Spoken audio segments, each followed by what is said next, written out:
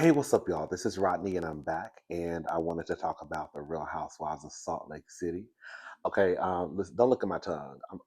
It's a little. I just finished drinking some coffee, so it's a little stained. Anyways, so um, we're just gonna talk. I'm late with this review. It's a couple of days behind. Okay, so Brittany comes out, and her and Jared are ghetto boots. It's like the ghetto hood love story. They break up, get together, break up, get together.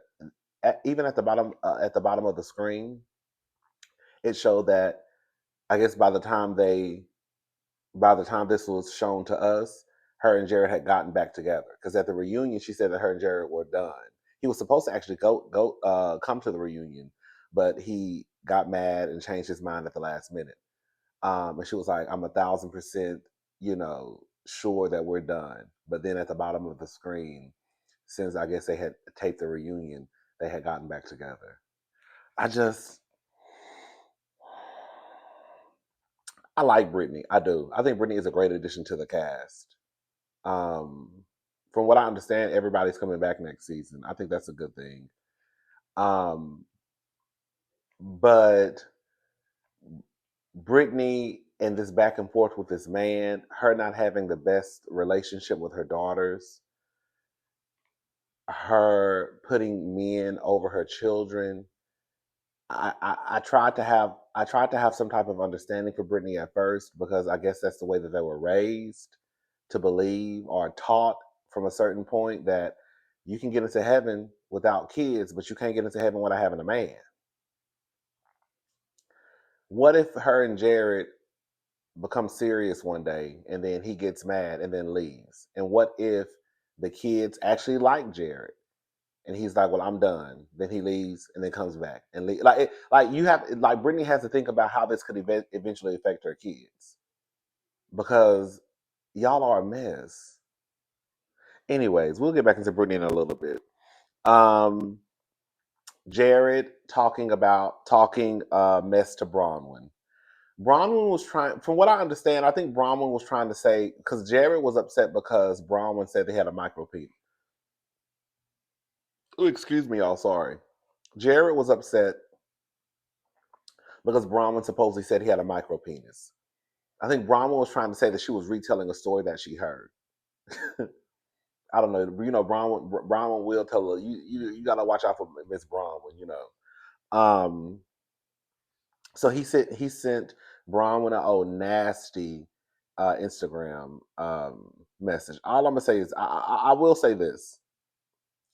I don't care about Bronwyn being a woman. I don't care about Jared being a man. If I'm just gonna say if Bronwyn went out of her way and she did in fact disrespect Jared, then whatever Jared said to her in response, it is what it is.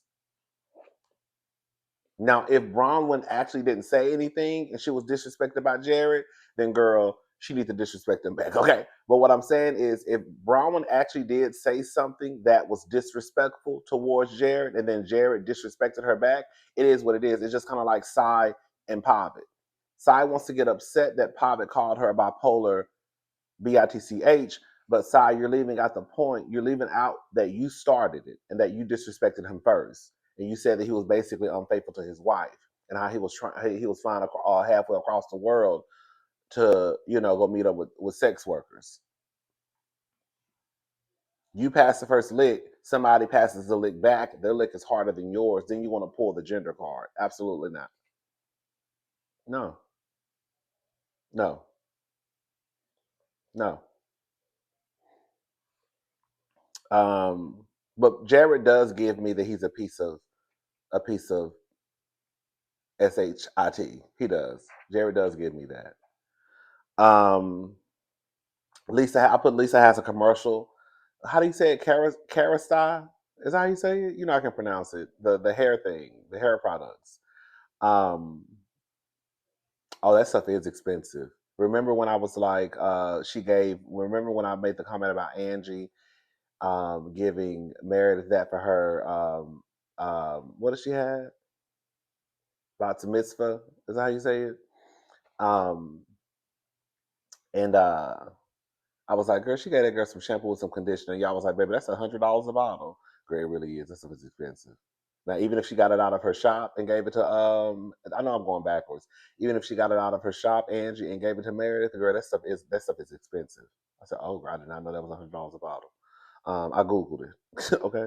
Anyways, Lisa has a commercial. It's really really cute. Angie bringing Brittany some wine. Girl, when I tell you it was on Angie's ass, that was on Brittany's ass. Girl, I just woke up. Sorry, girl. I'm trying to get all my videos out of the way. Um, so Brittany, they were on Brittany's ass.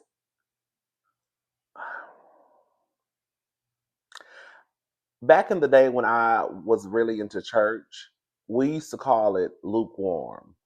Like if you don't know if you're really going to follow Christ, right? If you're back and forth, if you're in the middle, we call that lukewarm. Either you're going to follow Christ altogether or you're not, right? Brittany will be lukewarm, is what we will call Brittany. Brittany is also very fraudulent. Um, I don't know if Brittany assumed that no one from her church will watch the show, but Brittany wants to go around here drinking wine, right? Having premarital sex, doing the same stuff that we all doing. But then when Angie brings her wine because she knows that Brittany likes wine, she feels as though Angie is being disrespectful. Angie shouldn't have done it because Brittany had like a game night or something at her home, and Angie brought something. That's what most people do, right? You know what I'm saying? Like grown people, anyways. I probably didn't know no better when I was 18, 19. When you go to somebody's house, you bring something. But at my big age, I know that if I come to your house, especially for the first time, that's one thing I've been there 17 times. I ain't bringing no bottle every time I come. But the first time I come, girl, I'm gonna bring something. And the fact that Brittany likes wine, Angie brought wine. Brittany got upset because I guess she thought that Angie was trying to be funny or disrespectful but girl, you like wine. You see what I'm saying? Like she's fraudulent. And they were calling her out like, girl, like the way you move, like we were not when I was going to church, we wasn't moving that way. Either you was in or either you was out. You know what I'm saying? You want to be in the middle, but you want to put on a show for the church people like you're living the best life, but then over here, girl, you turning up and having a good time with us. And then you get mad when I come to your house with a gift because now you feel like I'm about to expose you in your real life to the people who you're putting up a show for. Um,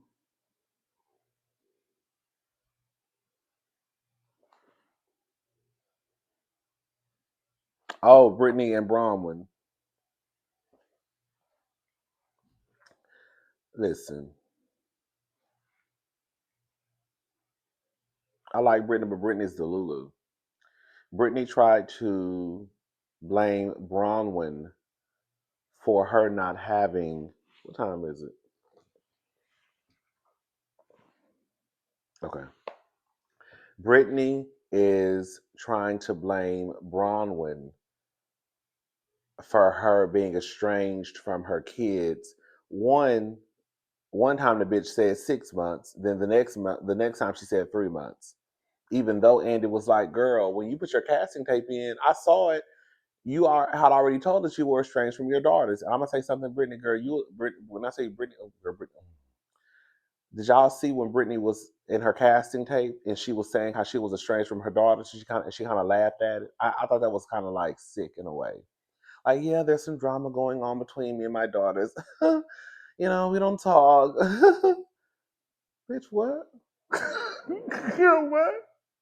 I bet you if that was a man, you would probably be in a casting tape, girl, crying and boohoo, and girl hollering and screaming and knocking your head against the wall. I think Brittany was basically trying to say that Bronwyn knew someone, and I guess in the middle of taping, I don't know. Bronwyn went and told the person that Brittany had been talking about them on camera, and then it got back to the girl. I don't know. It was hard. Like I was just like, girl, this is what it comes down. This is what it comes down to. Brittany, your daughters don't fool with you because you're dumb over dick. Britney is the type of woman that puts a man before her kids. It ain't got shit to do with nobody else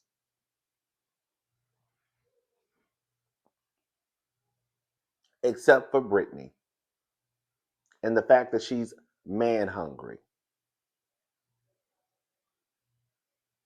Britney does not want to accept that she is failing or she failed at one point as a mother. And that's just what it is. When both of your daughters are not talking to you, both, both, and you've already told us that you have been taught to basically, I can't get into heaven unless I have a man. Fuck them kids. You ain't got no kids, you'll be all right. But if you ain't got no man, you ain't getting into heaven. And then you want to turn around and flip it on somebody about why your kids stopped talking to you for 6 months and it went down to 3 months because you don't want to accept responsibility or accountability that you are the reason why your kids don't fool with you. In the casting tape, you had already told the people that your kids don't fool with you. So I guess Britney was trying to say at one point we got back good, but then when they found out that I guess I was talking about them on the show, they got mad at me again. Girl, I don't want to hear it. Anyways, I'm more excited about watching clips from the season than I am about the reunion. You know what it is? And I've said this, and I was talking to my friend last night on the phone, and I was saying how, excuse me, I was saying how I believe that, and I know they're not going to do it because they more than likely make more money from like 3 episodes. But if they really do like 2 reunions, the experience for the viewers will be better. I know for them because they're probably ad revenue and all this stuff.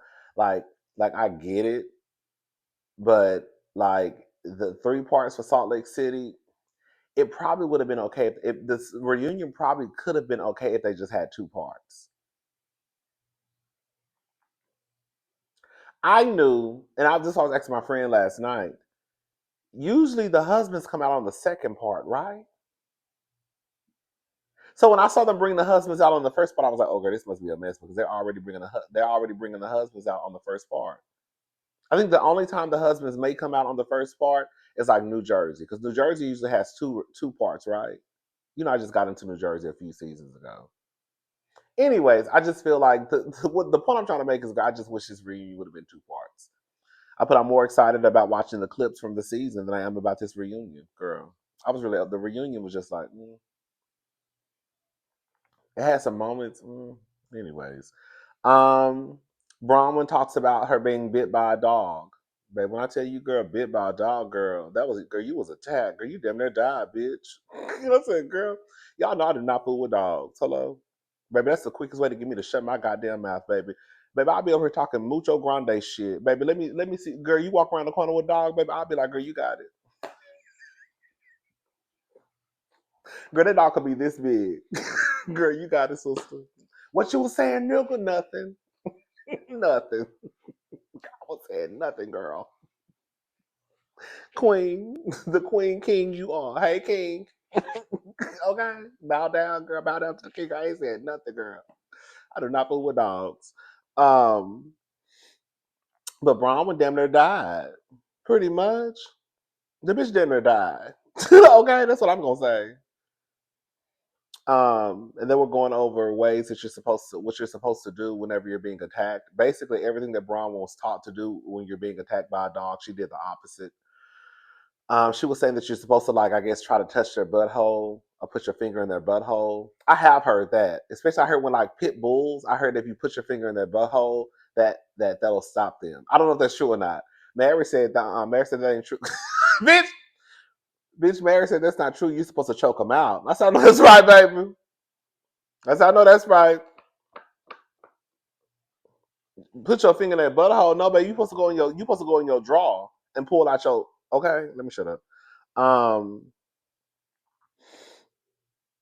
Um, Brittany is talking to Meredith. Brittany basically said, "Girl, I heard you vomiting.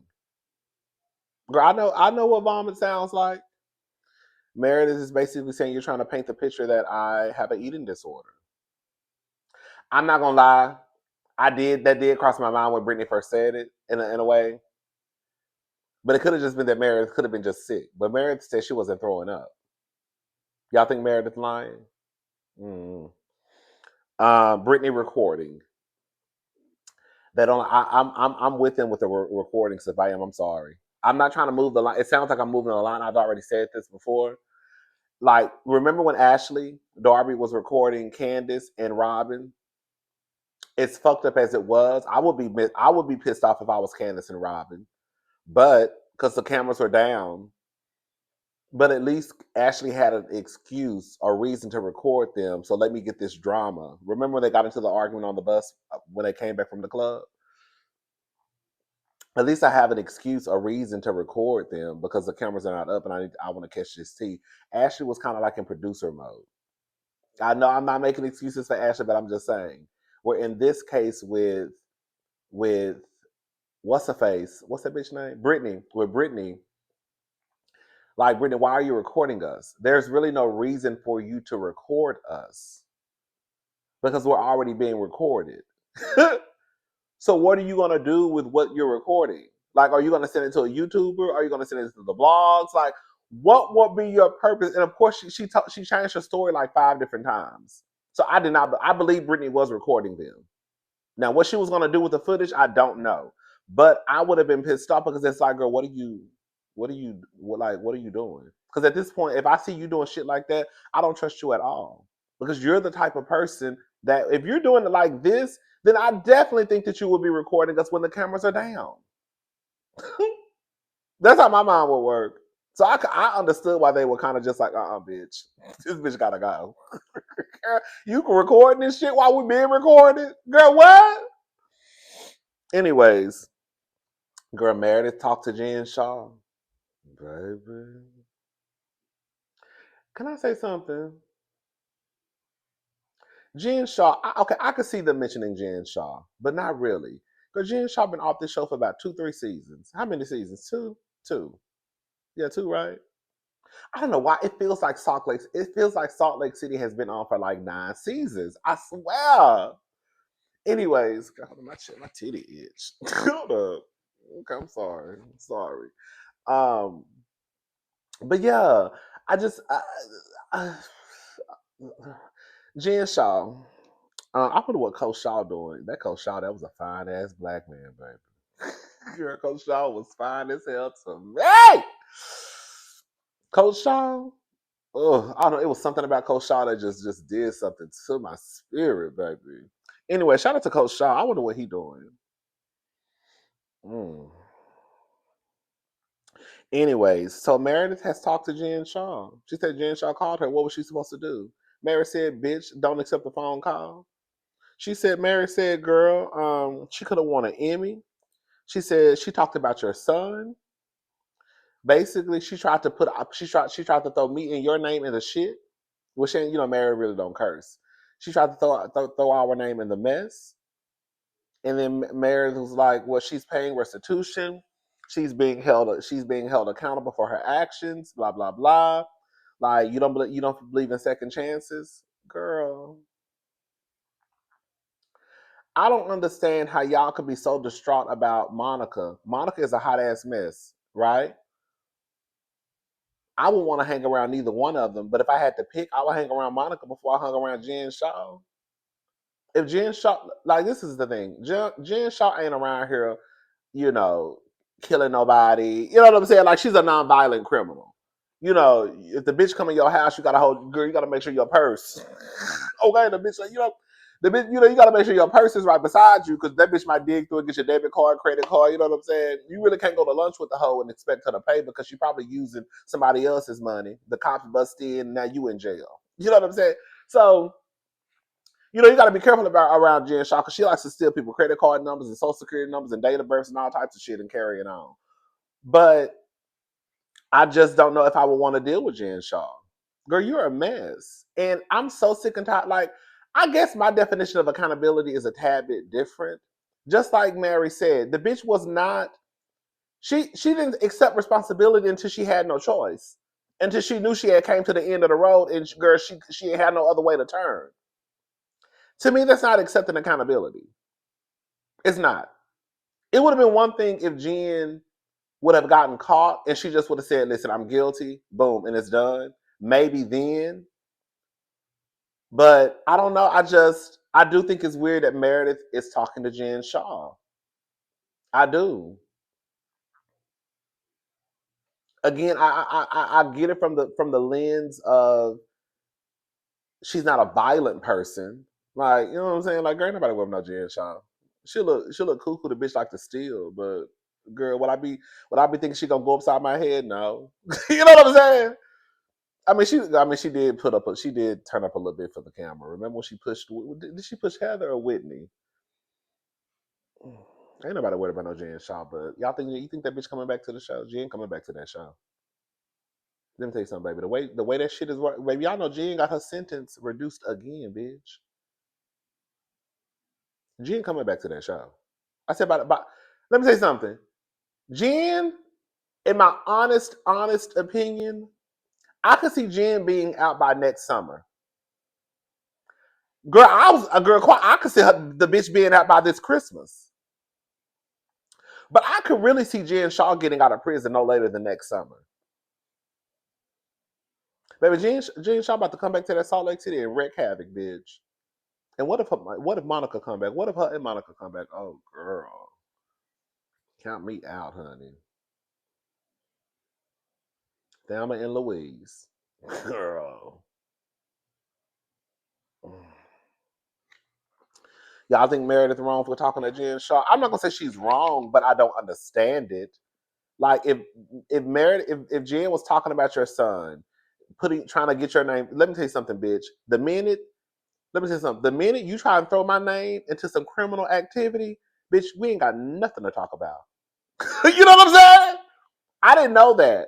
I didn't know that Jen tried to throw Mary and Meredith's name in the mess. Whatever's going on, I don't know how deep she tried to throw their name into it. I don't know.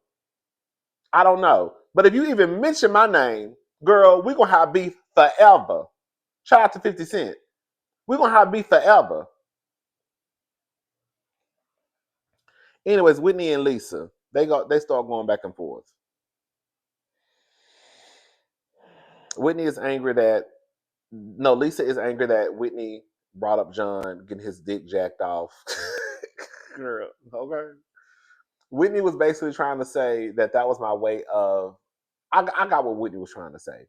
In my opinion, what Whitney was trying to say was, yes, I know that I have basically went down this road before, but the point that I was trying to make was I'm not going to bring it up again. So let me this is the worst thing I've said.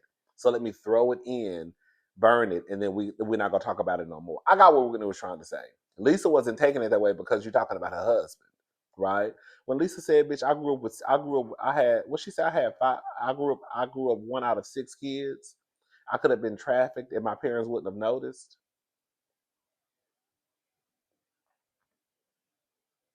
I said,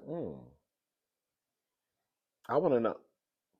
I know she was just probably saying that, right? Just to show how, you know, why she's so protective over her immediate family. Mm. Anyways, girl. Whitney and Lisa start going back and forth. Whitney stands up. I'm not gonna lie, bitch. Girl, I'm not trying to act like the girls are violent on Atlanta because we've seen the white girls do a little tussle too. But when Whitney stood up, girl, you know if that would have been Atlanta, honey, I would have been like, sit down, okay. I know. Andy was like, "Man, what you doing? What are you doing, Whitney?" Whitney stood up and walked across the room. Lisa stood up. Girl, I was like, "Oh, girl, girl."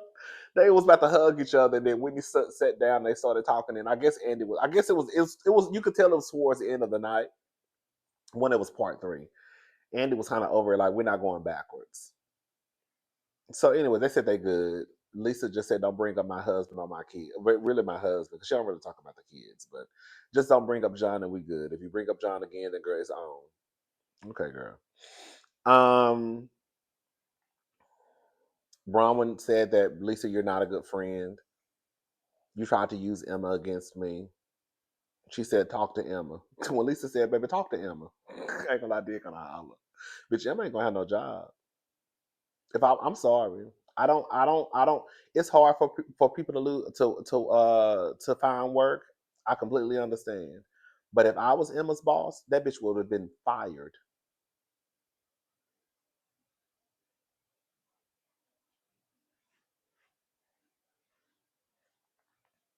If I found out that one of my sales associates was using information to tell another customer about a high end customer, especially a high end customer, any customer, but especially a high end, John and Bronwyn, John, Todd, Todd and Bronwyn are probably high end customers, high clientele. They probably spend a little bit of money. So, girl, if you have done something to jeopardize the money, to jeopardize the business, and have these people pull their business from me because you want to run your motherfucking mouth, bitch, you got to go. Girl, you will be unemployed. I don't give a damn if John, and I don't give a damn if Todd and Bronwyn return 5 things. They, girl, they done bought 27. You see what I'm saying? You gotta go. Oh, girl, my alarm. Hold up, y'all. Okay. Anyway, that was pretty much it, girl. Andy, I did think it was good how they ended the reunion. Andy wanted everybody to go around and say something nice about somebody. I thought the nicest thing Andy really said was to Mary. He basically said that Mary, I'm paraphrasing, like Mary, she's a great mother. She's funny as hell without trying. She led her situation with um, her son, with sensitivity and, wasn't judgmental. It was what Andy said to Mary was like really, really deep and nice. I was like, oh, that's really, really like Andy gets on my fucking nerves sometimes, but it made like I was like, oh, like when he said that to Mary, I was like, this is really.